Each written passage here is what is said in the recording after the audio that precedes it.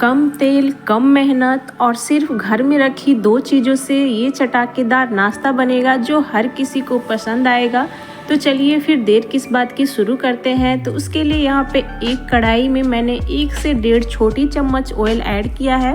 आप कोई भी कुकिंग ऑयल ले सकते हैं। उसके बाद उसमें ऐड करेंगे आधा चम्मच खड़ा कच्चा जीरा और जीरे को अच्छे से छड़का लेंगे। और इसके बाद यहाँ पे मैंने ऐड कर दिया है कटोरी से पानी, 2 कटोरी। तो यहाँ पे पानी किस मेजरमेंट से ऐड किया है मैंने, ये मैं आगे बताऊंगी। फिलहाल मैंने यहाँ पे 2 कटोरी भर के पानी ऐड कर दिया। और इसके बाद यहाँ पे ऐड किया है मैंने 1/4 टीस्पून चिली फ्लेक्स।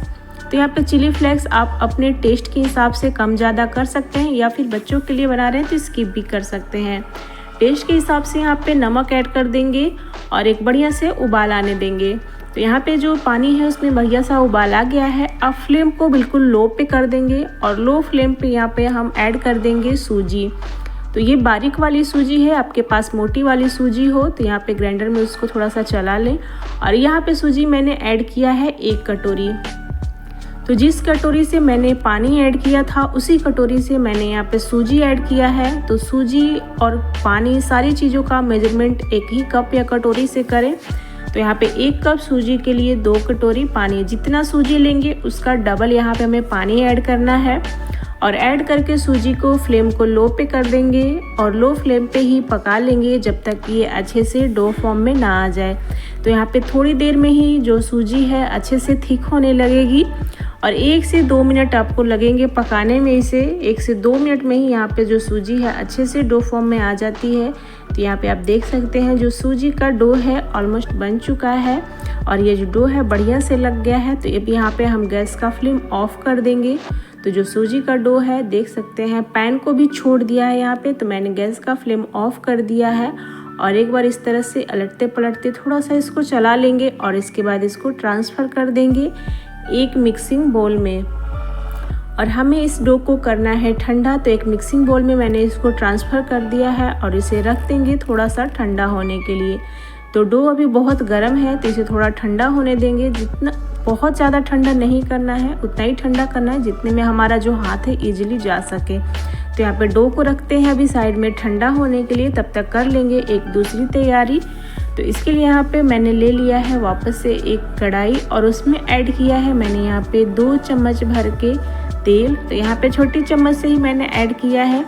तो तेल को अच्छा गरम कर लेंगे और इसके बाद इसमें ऐड करेंगे 1/2 टीस्पून खड़ा कच्चा जीरा ऐड कर देंगे। और इसके बाद यहीं पे हम ऐड करेंगे 2 चम्मच मूंगफली। तो ये कच्ची मूंगफली है तो थोड़ा सा इसको लो फ्लेम पे हमें भून लेना है। तो यहाँ पे फ्लेम को मैंने बिल्कुल लो पे कर दिया है और लो फ्लेम पे जीरा को और जो मूंगफली है दोनों को ही चटका लेंगे। तो मूंगफली तेल में अच्छे से भून जाएगी, 1 से 2 मिनट लगेंगे। तो यहाँ पे देख सकते हैं 1 से 2 मिनट ही मैंने लो फ्लेम पे दोनों चीज़ों को भून लिया है। यहाँ पे मूंगफली देख सकते हैं कैसे अच्छे से चढ़क गई है और मूंगफली फट गया है। तो अब इस स्टेज पे मैंने यहाँ पे ऐड कर दिया है 1 हरी मिर्ची बारीक कट करके। तो मिर्ची आप अपने टेस्ट के हिसाब से यहाँ पे कम ज़्यादा कर सकते हैं। मैंने कम ही तीखा रखा है इसलिए सिर्फ मैंने 1 मिर्ची ऐड किया है। और इसके बाद मैंने ऐड कर दिया है यहाँ पे 1 चम्मच भर के अदरक लहसुन, जिसको ग्रेट करके मैंने ऐड किया है। आप चाहे तो कूट के भी ऐड कर सकते हैं। तो यहाँ पे अदरक लहसुन और मिर्ची को भी 1 मिनट के लिए लो फ्लेम पे यहाँ पे अच्छे से भून लेंगे, जिससे कि इसमें सुनहरा सा कलर आ जाएगा।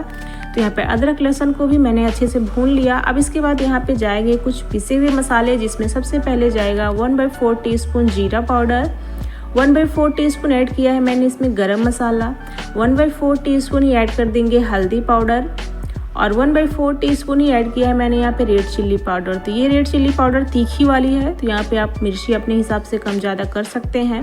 तो यहाँ पे मिर्ची ऐड करने के बाद यहीं पे मैंने ऐड किया है 2 चुटकी अजवाइन, जो कि हाजमे के लिए भी बहुत ही बढ़िया है और टेस्ट भी इसका फ्लेवर बहुत ही बढ़िया आता है। तो इसलिए अजवाइन ज़रूर से ऐड करें। और बस सूखे मसाले हैं इसलिए हम इसको बहुत ज़्यादा नहीं भूनेंगे, बस कुछ सेकेंड के लिए यहाँ पे लो फ्लेम पे मसालों को भून लेंगे।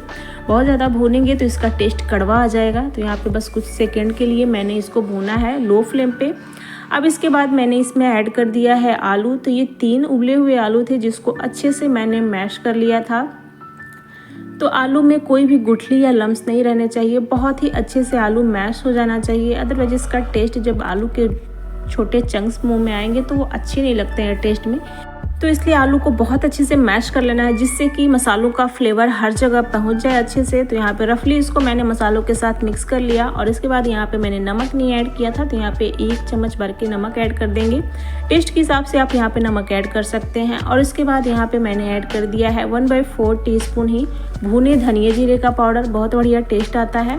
तो अगर आपके पास हो तो ज़रूर से ऐड करें, ना हो तो यहाँ पे चाट मसाला या फिर आमचूर पाउडर भी ऐड कर सकते हैं। बस सारी चीज़ों को अच्छे से मिक्स करके हमें 2 से 3 मिनट के लिए जो आलू को मीडियम फ्लेम पे अच्छे से भून लेना है, जिससे कि जो आलू का मसाला है थोड़ा ड्राई हो जाए और इसमें मसालों का फ्लेवर बढ़िया से चला जाए।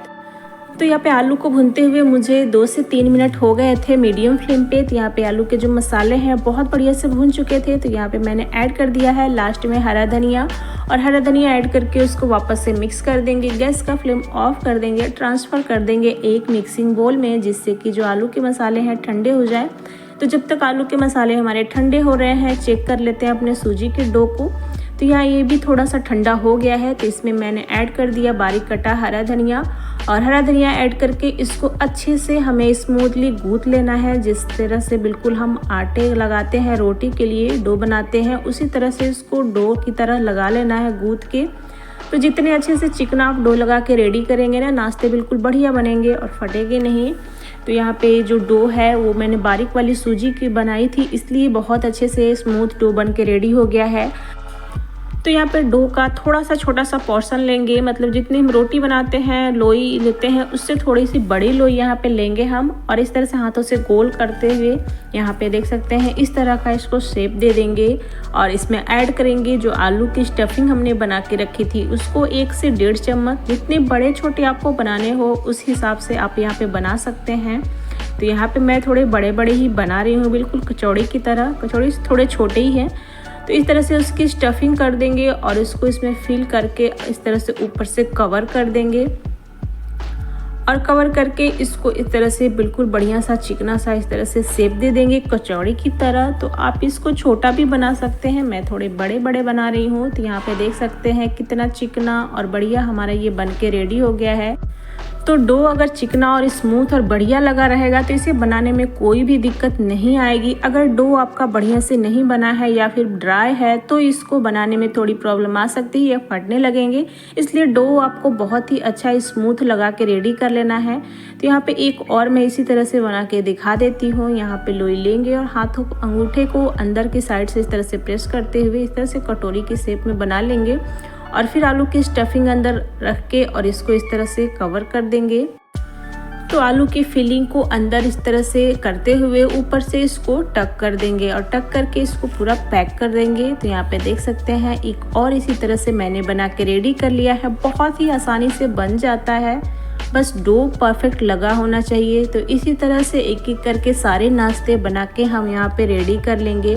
बहुत ही टेस्टी और चटाकेदार चटपटा सा नाश्ता है, आप इससे बच्चों के टिफ़िन बॉक्स में भी दे सकते हैं।